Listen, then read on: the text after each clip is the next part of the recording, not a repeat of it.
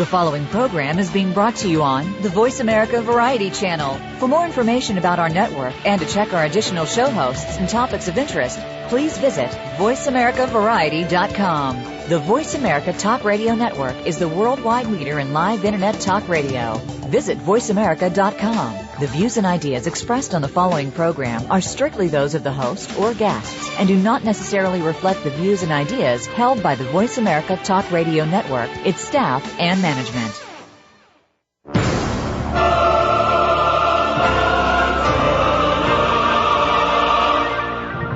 Welcome to Crime Prevention 101 with host Susan Bartelstone. We're so happy you've joined us. Over the next hour, you'll learn the tips, tricks, and vital information that'll help you keep yourself confident and safe. Now, here's the host of Crime Prevention 101, Susan Bartelstone. Well, good evening, everyone, and thank you so much for joining me tonight. Well, if you're the parent of a college kid, you know that once summer ends, school starts again. But you may not know that September is Campus Safety Awareness Month. And, you know, when I was doing my research for this piece tonight, I decided that every month should be Safety Awareness Month because the statistics on campus safety, and particularly sexual violence, are really pretty alarming. And I just picked out 3 that I want to mention to you. And the first one that kind of really shocked me, the most vulnerable population for college campus rape is freshman girls during the first few months of school. I mean, they just got there. They're just starting this new life, and they are now the most vulnerable targets. The second one also surprised me. An estimated 5 to 10% of rapes committed in the U.S. are same-sex rapes involving male victims. But most colleges don't include information on same-sex rape in their rape education programming. And the last one, very sad to me, alcohol and or drugs are involved in 90% of all campus crimes. Alcohol or drugs, my God. All right, and now sexual violence isn't the only issue. There's fire prevention, there's emergency response procedures, there are some new wrinkles like flash mobs that campuses have to worry about, and much, much more. So tonight, let's talk about what can be done to make college campuses safer, and what some of the issues are. And to help me, I'll be speaking with Campus Safety Magazine about these issues. And then I've got the folks from Security on Campus, which was founded by Howard and Constance Clery after their co-ed daughter, Jeanne Clery, was murdered on campus. And we're going to talk about the very important Clery Act. And also tonight, I want to formally introduce you to my new sponsor, MyForce, which is an innovative personal safety service for any smartphone that I bet you're going to want for yourself and for your college students. And stay tuned, they've got a special offer for my listeners. Well, this is Susan Bartelstone. You're listening to Crime Prevention 101, coming to you live from the solemn yet hopeful New York City, where we're getting ready for the September 11 memorial ceremonies. I can't believe that it's been 10 years, since the attack on the World Trade Center. But the new buildings are rising from the ashes, and we're celebrating the continuation of life and the resilience of the American spirit here on Crime Prevention 101. Now let's meet Robin Gray from Campus Safety Magazine. Hello, Robin. Hi, Susan. It's good to be here. What a pleasure. And I can tell you, I've been looking through the website, and it's just such an interesting site and magazine that you put out. Well, let's start at the beginning. September is Campus Safety Awareness Month. Now, what is it? How did it come about? Well, it came about through Security on Campus. In 2005, they were prompted by some students at the University of Wisconsin Green Bay, and in 2008, I believe Congress passed a resolution making September National Campus Safety Awareness Month, and it's also Campus Fire Prevention Month. You should know that as well. Yeah, I didn't know that. And basically, it's just a lot of people think of campuses as being these fabulously safe places, and for the most part, they are. They're very safe locations to be, but there's an underbelly. There are risks involved, particularly, as you said, with freshman women, particularly when it comes to sexual assault. So this Awareness Month really calls attention to that. And I know we focus on sexual violence or relationship violence here on the show, but there are a lot of other issues. I started to mention some of them that are involved in campus safety, and you talk about these in the magazine. Yeah. Well, a lot of times when students first get into school, they usually go through freshman orientation, and a lot of times the police chiefs or security directors or maybe the residence advisors or somebody from student housing or someone from administration will go over the basics of safety and security on campus. One of the biggest trends we've seen in the past 5 years or so has been the prevalence or the increasing prevalence of mass notification on campuses. So that basically lets students know if something is going on that may, cause them to harm, such as maybe there's a gunman on campus, or maybe there's a tornado coming their way. And so things like text messaging systems, text alert systems that students can sign up for, or sometimes they're automatically signed up for, are good ways that campuses can get notices to their student populations as well as their faculty and staff about incidents that may be occurring or threats that may be ongoing. Yeah, that certainly is a concern on more and more campuses. I think it's something we didn't worry about that long ago. No, pretty much when Virginia Tech happened 4.5 years ago, that's when things that issue really came to light. Now, let's talk a little bit about Campus Safety Magazine. What is it, and who reads it, and who wants to read it? Who do we want to read it? Well, it basically goes to a lot of campus administrators. It goes to universities, schools, and hospital administrators, police chiefs, security directors, IT directors, anybody responsible, emergency managers, anybody responsible for safety and security on campus. And so it really breaks down a lot of the best practices that they can use to keep their campuses safe. We really try and focus on lessons learned as opposed to, this is such a terrible, scary world. We don't like to take that approach. We like to take it where, okay, this is what you can do to keep yourself safe, which is, what I really appreciate about your radio show, because you really try and focus on the positive and what can be done rather than, we're all victims. No. Exactly. We all have power, and there are things we can do to, take care of ourselves. And I think I read that about 18,000 campus personnel get the magazine, and you've got an online and a... Yes, and we have a lot more people who visit us online, or campussafetymagazine.com, and we have, thousands and thousands of people who read us every day, so... It's a great resource. I encourage people to visit us. We also have an e-newsletter that goes out every week. And we also go to hospitals and K through 12 schools, and so we touch on a lot of that. And, the really cool thing about our magazine is that we touch on hospital security, which a lot of people, don't really know that much about it. And really, there's a lot going on in that sector as well. So it's really important for us to, bring attention to public on those issues as well. Yeah, it's interesting because every now and then in New York here where I'm based, we have some kind of a murder or something in the hospitals, and I know it's a broader focus than that, but it's interesting. There's a wide focus of what you cover on there. Right. Well, and a lot of hospitals are university affiliated, so that makes the connection easier as well. Ah, that's true. Yeah. Now, I know that you put out a Campus Safety Awareness Month supplement. So I was taking a quick look at it. Do you want to give a little bit of a basically, breakdown? with the help of security on campus, last year's was really a focus on the Clery Act, because the Clery Act, which security on campus we'll talk more about in the next segment, but basically it was enacted in the 90s, in the late 90s, but then it was revamped just a couple of years ago, and there have been a lot of new adjustments and new segments added to it. And so a lot of our core readers, which are college administrators, university, police chiefs, security directors, were quite aware how to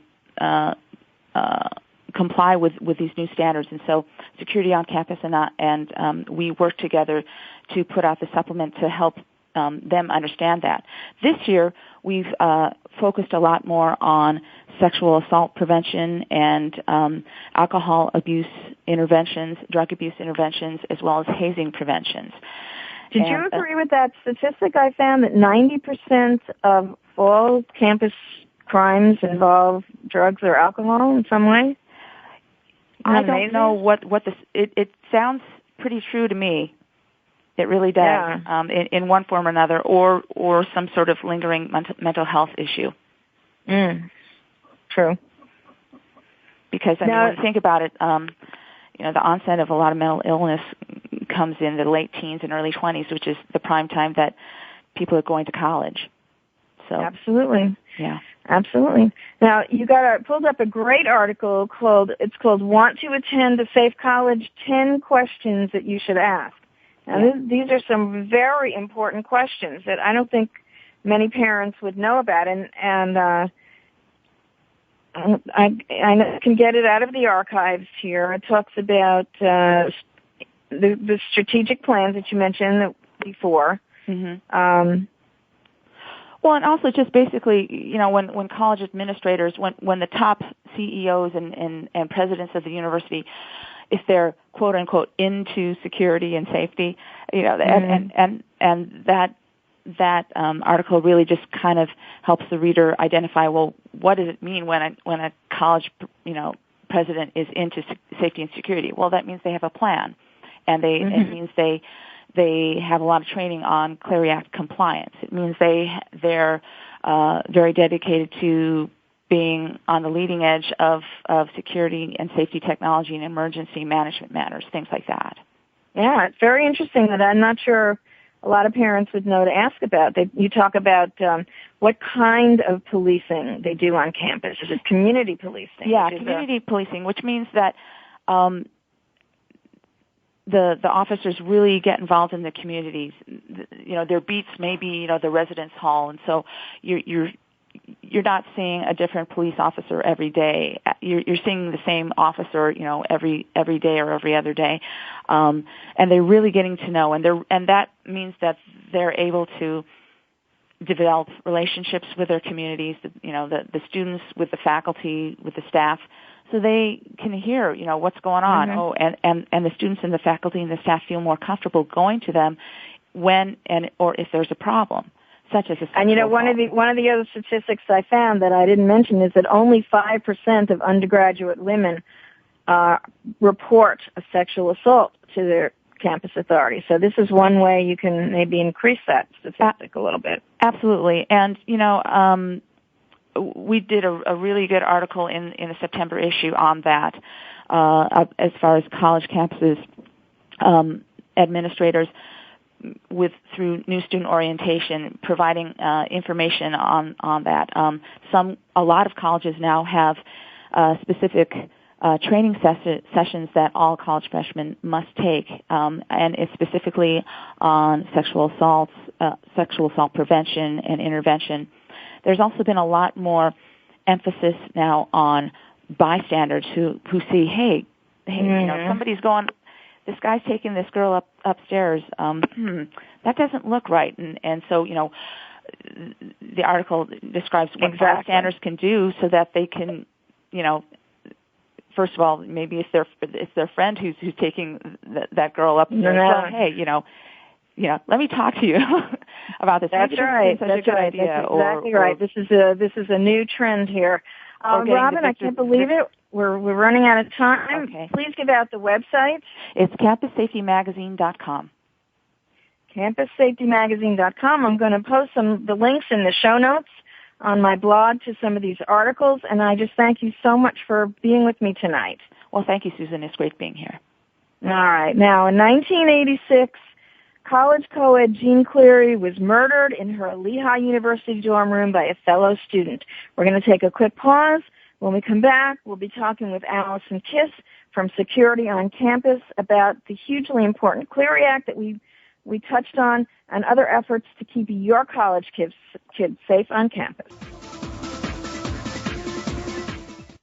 Stimulating talk. It gets those synapses in the brain firing really fast. All the time. The #1 Internet talk station where your opinion counts. VoiceAmerica.com.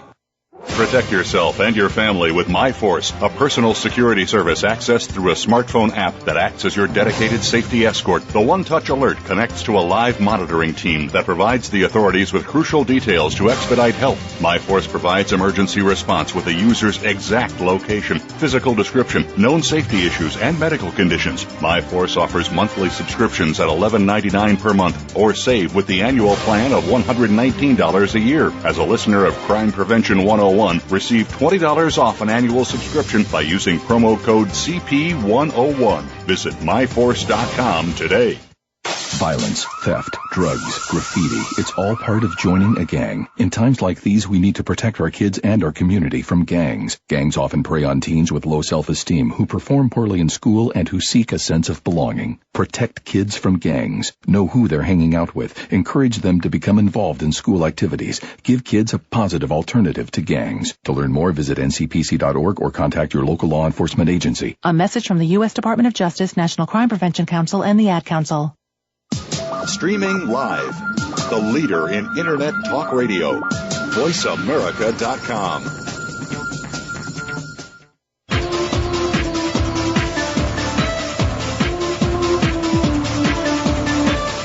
You're listening to Crime Prevention 101 with Susan Bartelstone. We invite you to share your stories, tips, or suggestions for topics you'd like us to cover, and Susan will address some of these on future shows. Send your story or idea to solutions@fightsafe.com. That email address again is solutions@fightsafe.com. Now, back to Crime Prevention 101 with Susan Bartelstone. Yes, hello, this is Susan Bartelstone. This is Crime Prevention 101, the radio show with an optimistic perspective on a sober subject. And please start posting, start tweeting about us, get the word out that we're here. And you can follow me on Twitter. I'm at Crime Prevent 101. I'm on Facebook too, and I'm going to be launching my new Crime Prevention 101 fan page pretty soon.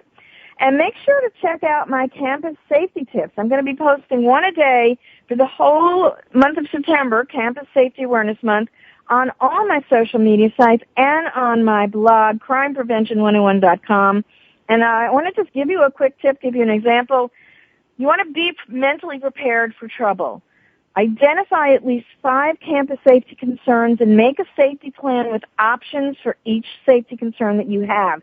That way you'll be able to act quickly and escape safely if something should happen. And make sure that you rehearse your safety plans from time to time so that they become second nature. All right, now, since 1986, after their daughter Jeanne was murdered at college, her parents, Howard and Constance Clery, fought tirelessly, truly, to make campuses safer places. And that included the passage of the landmark Federal Campus Security Act, which is now known as the Jeanne Clery Act. It's actually got a very long name. And this act has had profound repercussions on all college campuses. And in 1987, the Clerys founded the nonprofit organization Security on Campus. And I want to welcome Allison Kiss, who's the executive director, to talk about the Clery Act and some of the other things that you're doing. Hello there, Allison. Hello. Hi. Can you hear me? Yes. Hi. How are you? Hi. Welcome. Thank you. Thanks for having me. All right. Tell my audience in a little bit more depth the Jeanne Clery story and how security on campus came about. Sure, certainly. Jeanne Clery was a student at a university in Pennsylvania. She had gone to sleep at night, left her roommate had forgotten her key, so she left her door unlocked. Another student had propped open the door to the residence halls, and another student whom she did not know came into her room, in the attempt to steal, and ended up brutally raping and murdering Jeanne. So it is, of course, a tragic story that no one could really prepare or expect anything to happen from that. And it was a terrible story. You know, the details are just horrifying. They are horrifying, and you know, Connie and Howard Clery, they managed to, after everything had happened, one of the things they realized was the need for some sort of regulation on college campus safety. I think as they became more involved in learning about the campus that their daughter was on and what had happened there, they started to realize that there was really nothing about collecting statistics specific to campus crime, having prevention programs in place, having education and awareness programs in place. And that's really when they started the fight to pass federal and state laws governing college campus safety. And since the founding of the organization, Security on Campus is behind the 6 federal laws that deal with college campus safety and numerous state laws. You know, I frequently tell our founder that they've helped pass more laws than some members of Congress. So it's pretty amazing the work that they've done with an end goal of keeping students safe. I think I read on your website more than 30 different laws altogether or something like that, right? Exactly. Now, the one that we hear the most about is the Clery Act, and explain what that is and why that is so important. It was groundbreaking, truthfully. I remember when it first came about, and I know it's been changed, so. It has. It's gone through multiple amendments, and there's currently an amendment right now to include dating, domestic violence, and stalking in the legislation. But the Clery Act has multiple components. One, and probably the most notable that people immediately think of when they hear Clery, is statistics collection. And yes, a part of the Act is certainly collecting and reporting statistics using the Uniform Crime Report from the FBI. But other components of the Clery Act include making your campus aware if there's a current or ongoing threat to student safety through using a timely warning. Having succinct policies and policy statements and procedure statements, specifically addressing if a sex offense occurs or if certain crimes occur and what would happen and what the university's policies are. There's a component about an annual security report, which really provides a university public safety office to produce an annual report that not only collects statistics, but also really gives them the opportunity to talk about some of the prevention education programs that they're doing. I've really had the pleasure to talk with many different schools throughout the country, and there is no one-size-fits-all. So it's always wonderful to hear about the proactive things that universities are doing. So we do talk many times about the regulations in the Clery Act, but there's so much behind the spirit of this law. When you experience a personal tragedy like this, there is so much behind what the intention of the law is, and the end goal is to provide means to keep students safe. Mm-hmm. What are some of the other acts that you think are significant? Just a couple to maybe mention. Sure. I think within one thing that I'd be remiss not to mention is the Campus Save Act, which would actually amend the Clery Act to include domestic violence, dating violence, and stalking. Right now, the provisions in the Clery Act that talk about sex offenses only talk about sexual assaults and rapes. And they talk about forcible sex offenses and non-forcible sex offenses, those being statutory rape and incest. There's such a need right now to include stalking, domestic violence, dating violence in terms of governing what a campus response should be and what their policy should say, as well as mandatory education. I heard the end of your last interview talking about programs during orientation for sexual assault and rape, and this would include also mandatory programs on domestic violence, dating violence, and stalking, particularly with stalking. Victims of stalking, there's a higher rate of stalking on college campuses, and if you think about it, although no campus is the same, it's always an enclosed environment where pretty much students, their lives are routine. And so if you do want to stalk someone, you have the opportunity to do that with technology, because many students are using the internet and social networking site and texting, or also by knowing someone's schedule or how easily to find them. So there's really a need to provide this type of support for students. Oh, absolutely. Now, Security on Campus has some great resources and training programs. You've got a couple of things going on now. What's coming up?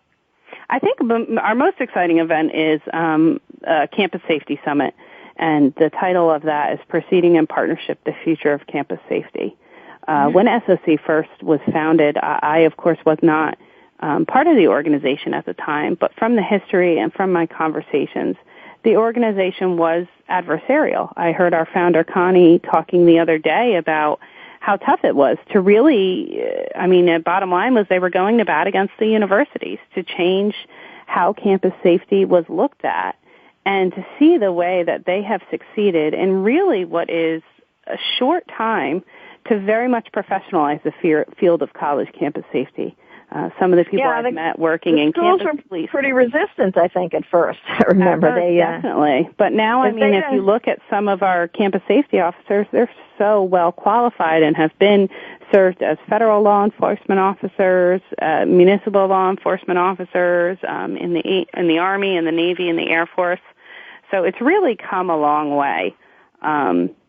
And I think as an organization, we've started to partner more and offer training, taking our expertise and what we've learned along the way and through some of our multiple partners that we work with and constituents to provide training on the Clery Act, because it is complex. It's so much more than just collecting statistics.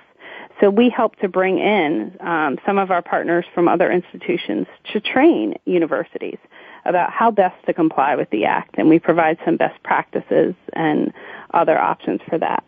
But again, the most exciting event that we're doing is Proceeding in Partnership, the Future of Campus Safety, where we are partnering with Lehigh University, which is where Jeanne was at school. That's right. And they are hosting a summit on campus safety, and we're going to have a keynote address from Dr. Robert Carruthers, who's former president of the University of Rhode Island. We also have 3 amazing panels addressing sexual assault and sexual violence, alcohol and other drug use, as well as emergency response and threat assessment. And the people we have coming to serve on these panels are just amazing. So I'm really excited about this event and hoping to develop some sort of blueprint of where we go next. And it's been wonderful to work with Lehigh. The chief of police at Lehigh University, Ed Shupp, he was the investigator on Jeanne's death. So he has been at Lehigh since Jeanne's murder, and I had a chance to talk with him a little bit about how much the field has evolved, and to see him in a leadership role helping to co-facilitate this conference with me is exciting. Yes, that sounds amazing, and maybe we could do a follow-up on it afterwards. I'm assuming college administrators and people like that are going to be attending this. Yes, there are many people. We, in this economy, I think it's difficult to get people to trainings, but this is one that we've definitely been able to fill rather quickly. I think we're almost at capacity, and we're still 3 weeks out, so that's really exciting. All right, now you give out the website so people. There's a lot of resources on there for just parents and students. Give out the website. Certainly, it's www.securityoncampus.org. We also, you can find, there's clicks on there for LinkedIn and Twitter and Facebook. We have a Facebook page, so I always encourage people to like us on Facebook. You'll get some updates about whether it be news articles that we're in or something exciting that's going on. We have a 5K run that we're doing in the Philadelphia area with. Oh, right. Yeah, I saw that. Stuff going on. Okay, terrific. And just before we're just about at the end, is there anything else that you want to just make sure to mention that people can check out on the website? I know you've got a PSA from one of the Twilight people. Yes. We have actually we've developed a lot of cost-effective, low-cost videos and clips to really start conversations, whether it be with your student, with your child. And we have Kristen Stewart donated her time to speak in our video about sexual assault and to shoot a PSA for us. She was in a movie called Speak, which was about sexual assault. She played a victim of sexual assault. So it's really, our peer education program is so exciting. We work with college students to go into high schools and educate them about sexual assault and crime in college. So there's a lot of great stuff on there, so definitely visit the website. Great, because by the time they get to college, they're going to be very savvy, right? Yeah, of course, no more of that, certainly. No more of that freshman year, the first couple of months being the worst months for young girls. So I want to see that statistic thrown out the window. I agree with you, and I think that's one of my, it's how do we make campus safety something exciting that students want to talk about and be proactive about, because it's very hard and difficult in our position to hear from parents and students after the fact when something horrible has happened. So we're really doing a lot to be proactive about that. All right. Allison, thanks so much for being with me. Make sure you go to securityoncampus.org. Check out all those resources and great stuff. Now, stay tuned for a personal safety app for any smartphone that I really want you to know about. Talk, talk, talk. That's all we do is talk. If you'd like to talk, call us toll-free right now at 1-866-472-5787. 1-866-472-5787. That's it. VoiceAmerica.com. After more than 17 years' experience teaching safety skills to thousands of women and men, crime prevention and personal safety expert Susan Bartelstone concluded that by thinking and responding quickly, ideally within 20 seconds, potentially violent criminal encounters can be prevented. Using techniques from many different disciplines and illustrated by 60 real-life examples and success stories, Susan shows how it's done in her new book, Think Fast and Prevent a Violent Crime: How to Respond to Danger in 20 Seconds or Less. Check out www.crimeprevention101.com for more information. You're walking alone. A group of people is hanging out just ahead. Suddenly, they surround you. Hey, yo, where you going? Come here. Before you know it, you're being robbed. It's called a pack robbery, a robbery involving a group of assailants, and it can be violent. In times like these, trust your instincts. Don't become their next victim. Avoid suspicious groups. Avoid desolate or poorly lighted areas. Be aware of your surroundings. To learn more about pack robberies, visit ncpc.org or contact your local law enforcement agency. A message from the U.S. Department of Justice, National Crime Prevention Council, and the Ad Council. Stimulating talk. It gets those synapses in the brain firing really fast. All the time. The #1 Internet talk station where your opinion counts. VoiceAmerica.com.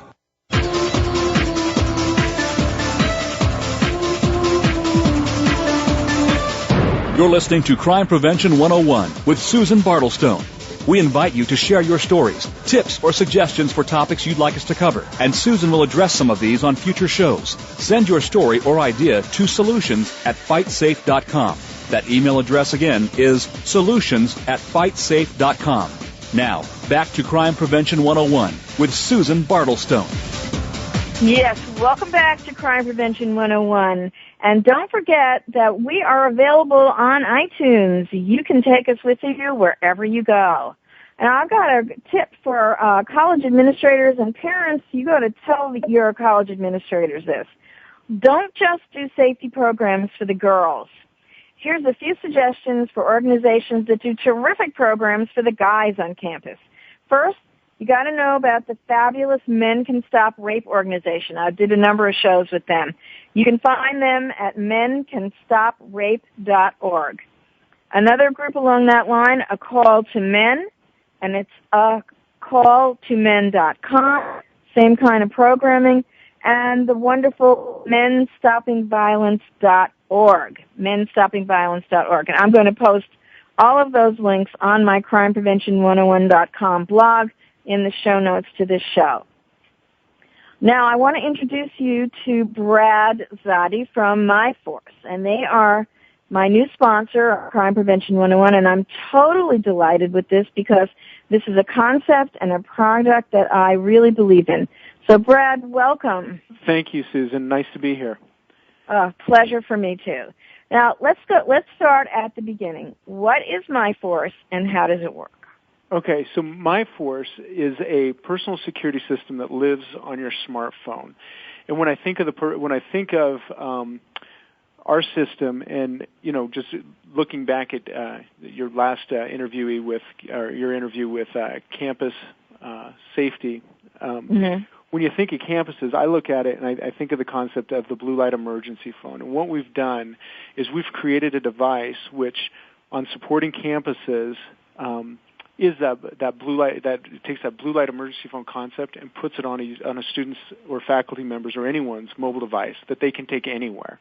On campuses that subscribe to the MyForce user interface, if an alert is signaled on campus at a push of a button from the mobile device, we send the person's full profile, GPS location, any known history or any known safety issues or health-related issues directly to campus security, and they're able to see exactly where that person is, listen into audio on the phone so that they can figure out, do we need to dispatch, what's going on, and they're notified immediately so that they can get to where that person is. If the student's off campus, we have a call center that operates 24/7, all within the United States. They are registered with all 50 states, and they respond to and will notify emergency authorities if an alert occurs off campus. So if you happen to be, out and about late at night, walking to your car, the service is basically, the way I describe it, is kind of a virtual safety escort. So if you're walking to your car late at night, you simply bring up the application. It's a big button that's displayed on your smartphone. The minute you push that button, we start taking audio off your phone, and we're sending your signal to our registered alarm monitoring center. They're able to see your full profile, look at any known safety incidents, listen into the phone to hear what's going on. I love that particularly. I love that they can hear what's going on, because you might not be able to talk and say what's happening, and they would be able to tell what's going on. Exactly. And what we tell users is if something were to occur, be vocal, yell help, say something that our monitors and operators can hear that there's something going on, so we don't have to call the device back and validate all your information and say, is everything okay? Because 90% of the time, if you're in a situation where something's occurring, you're not going to be able to describe where you are, what's going on, or even describe the situation. What we do is we validate every alert and alarm, and we notify the local authorities. And at that point, we're able to communicate with them who's the person, do what we hear coming across the phone, give them your exact GPS location, and then also communicate to them, are there any known safety issues? We've got a woman, a couple women that are on our system that have been victims of domestic violence. And one of the counties here in our state purchased the service for her, part of the Victims Compensation Fund, bought her a new smartphone, bought her an annual subscription bought her an annual subscription for the service. And she uses it every day of her life. And one example, she was out and about. She'd just gotten the service. It's kind of an amusing story, but one that'll give a really good example of how the service has worked. She inadvertently set the alarm. She got to her car. We didn't hear anything that was going on. She wasn't vocal because she didn't have to be. There was really no incidents. In her known safety issues, she put in the name of her assailant, a description of what had happened to her in the past, and that this gentleman was a potential stalker and had a violent she'd had a violent past with him. Our call center couldn't hear what was going on. Called the device. Patty, is everything okay? Yeah, everything's fine. She responded perfectly. Everything's fine. They asked her for her safe word. She forgot her safe word. So we take that. If you reply, if we call in and we have to validate an alert, we get confirmation through a safe word. So if you give us the wrong safe word, we use that as kind of a safety mechanism to give you another opportunity to communicate to us that there truly is something wrong, but you can't talk. She was unable to communicate her safe word, knowing that she had this violent history with somebody else. We thanked her we thanked her for using MyForce, wished her on her way, hung up the phone, and notified local authorities. Communicated all the information. The police were dispatched. Got to the location where she was. It was a dark parking lot. She had already left. She was on her way home. So we're back on the phone with the police department. They're tracking her down the street. They get to her house, about 45 seconds behind her, knock on the door. Patty opens the door, and there's a police officer standing there. And I talked to her the day after. She's like, I was in utter shock to see this gentleman.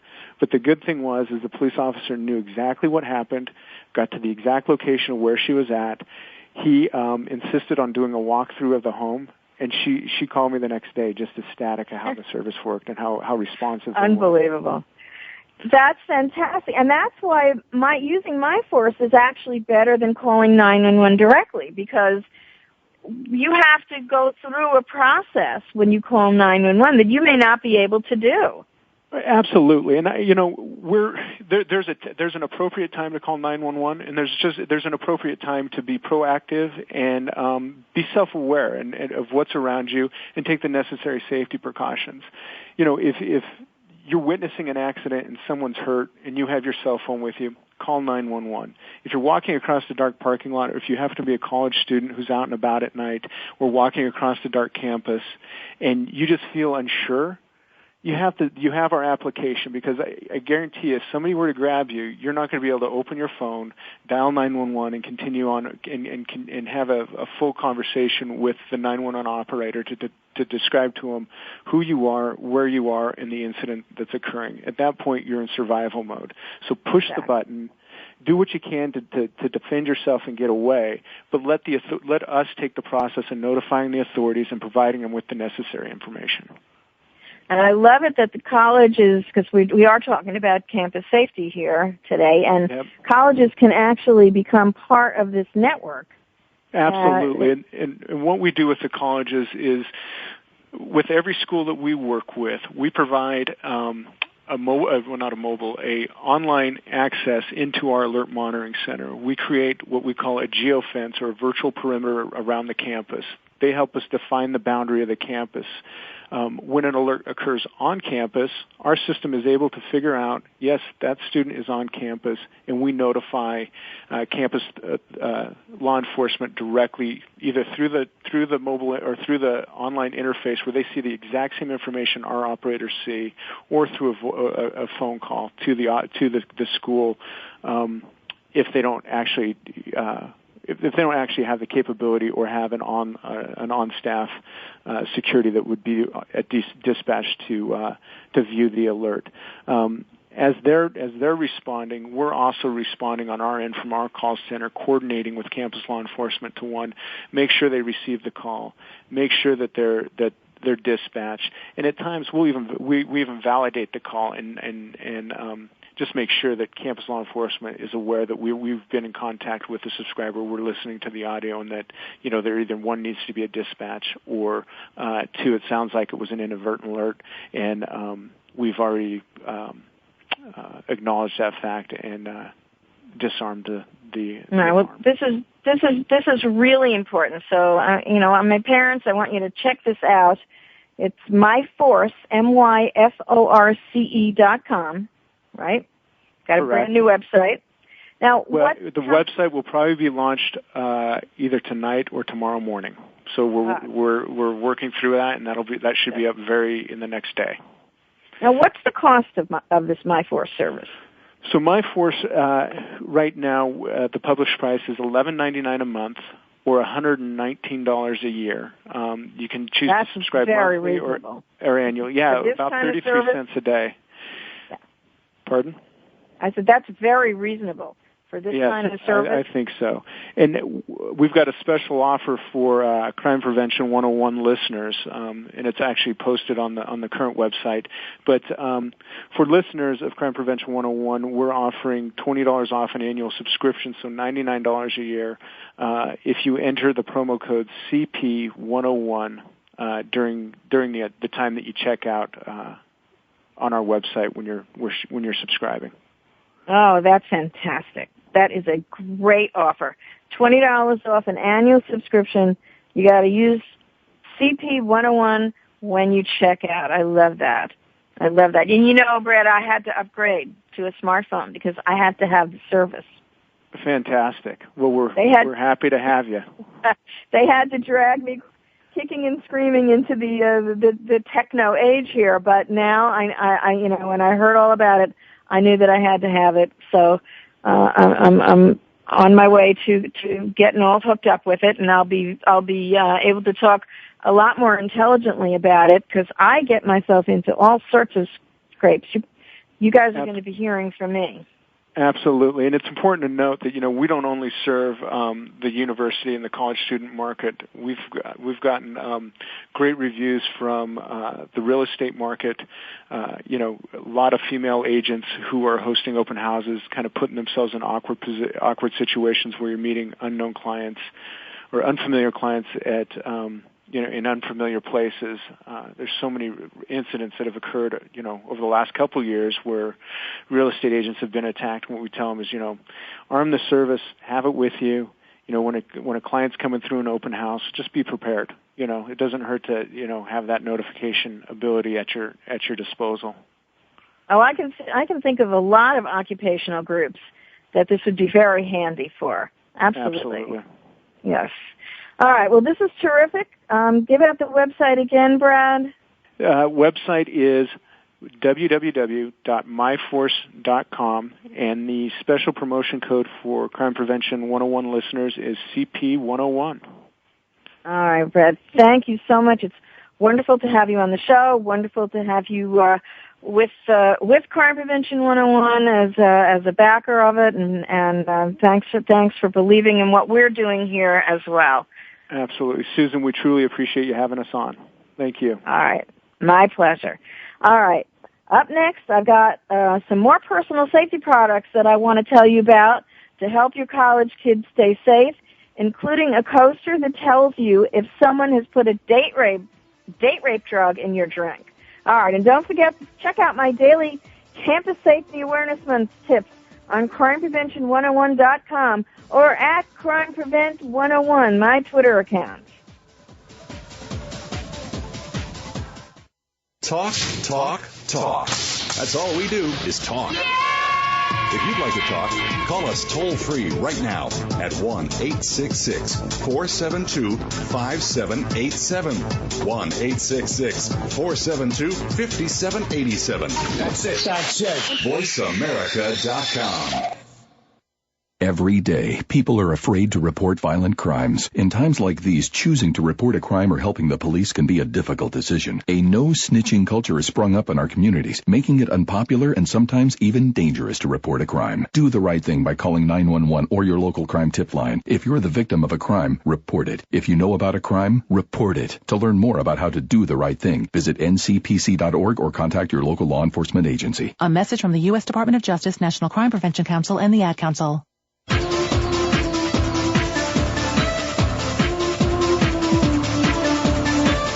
You're listening to Crime Prevention 101 with Susan Bartelstone. We invite you to share your stories, tips, or suggestions for topics you'd like us to cover, and Susan will address some of these on future shows. Send your story or idea to solutions@fightsafe.com. That email address again is solutions@fightsafe.com. Now, back to Crime Prevention 101 with Susan Bartelstone.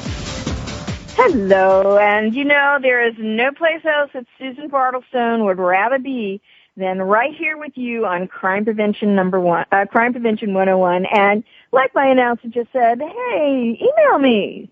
Tell me what you think. What's going on? Solutions@fightsafe.com. All right, I've got another tip for you and then talk about some products that I got for you. There's another great group that you're going to want to bring onto your campus. You tell your college administrators, tell your kids to talk to their advisors about this. It's and we alluded to it in one of the segments. It's a group called Bringing in the Bystander, and their program is called Know Your Power, and they teach students how to spot and intervene safely in cases where a sexual assault might be occurring or another safety risk to a student, like maybe you see one of your buddies drinking too much and you don't know how to go about talking to that student, and you want to make sure you do it safely. So you can find the Know Your Power program. It's knowyourpower.org. I like to get self-defense programs in there.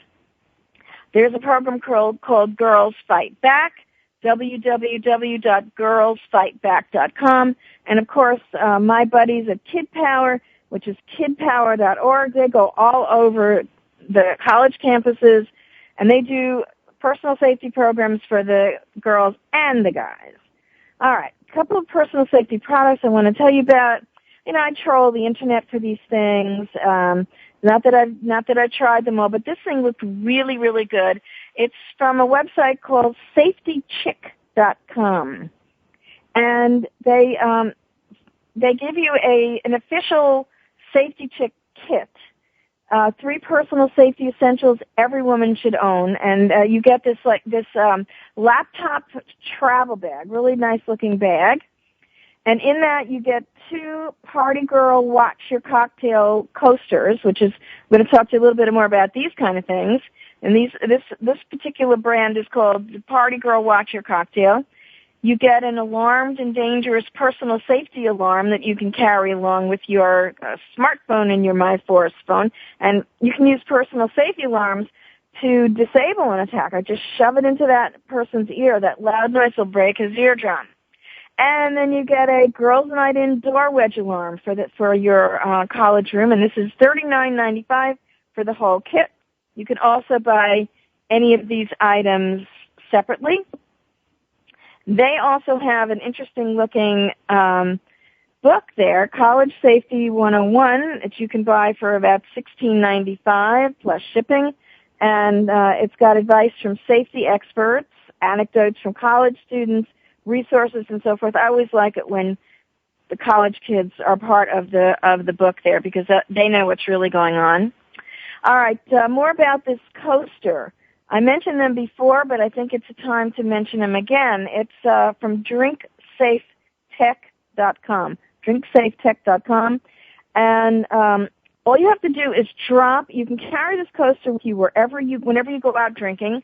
You just drop a little bit of the jug. We tell you not to leave your drink sitting alone, but you have to go to the bathroom, you get up to dance, something like that. So when you come back, just drop a little bit of the drink with your swizzle stick onto the coaster and wait and see if it changes color. It tests for quite a number of date rape drugs, and you can also get a test from these people. It's called DrinkSafeTech.com, and I'm going to post a link there also on my Crime Prevention 101 blog. There's another thing that I want to mention again. This is called Near Parent, and it was originally designed for younger children, but it's a great service for your smartphone, and it would work in addition to anything else you put on that phone. And what I particularly like is that you can set it up so that let's say you're going out at night. You're going to go out on a date, go to a party, whatever. When you get back, you can send an alert to your family, to your friends, whoever it is that you set this up for. I'm back home. It sends it automatically. Then that way, your parents, your friends know that you're home safe at night. They've also got a red alert, and they've got a couple of other things that this does. And I like that. I don't think it's just for young kids. I think I would like to see my college kid have this. So it's nearparent.com. Like it a lot. And I also mentioned the FBI Child app. And it's not just kids that go missing. And this was designed for young kids. But it puts all the information, if God forbid something happened to your child and your child went missing. You don't want to have to gather all the information and pictures and fingerprints and all this stuff. There's a way to put this all in your phone. It's an app by the FBI. And you can go to www.fbi.gov. I'm going to post a link. It's a very long link. I'm going to post a link to it. So that way you have all your college kids' information stored. And you don't have to run around in a panic if something happens and you need to have this information. All right. Well, you know what? We're coming down to the wire here. So don't forget that we love to hear from you. I can't say it enough. Post your comments and suggestions on my blog. I want to know how you like the show. I want to know topics you want me to cover. Talk to me, tweet me, Facebook me. Check out my safety tips. You're going to get one a month on it if you go to my blog, if you go to my Twitter at Crime Prevent 101. And my Facebook is, I'm going to have my fan page soon. I'm so excited about that. Make sure to tell your friends about us. I want them to be part of the movement too. And you know what? You and I will be doing this again next week. Same time, same internet. It'll be a crime not to listen. So stay tuned and stay safe. We hope you got some useful information and inspiration this week on Crime Prevention 101. Susan Bartelstone invites you to join us again next Wednesday at 5 p.m. Pacific and 8 p.m. Eastern Time here on Voice America. If you want to learn more about Susan's guests, sign up for her newsletter, or find out about upcoming teleseminars and workshops, go to www.crimeprevention101.com today. Have a great week and a safe week.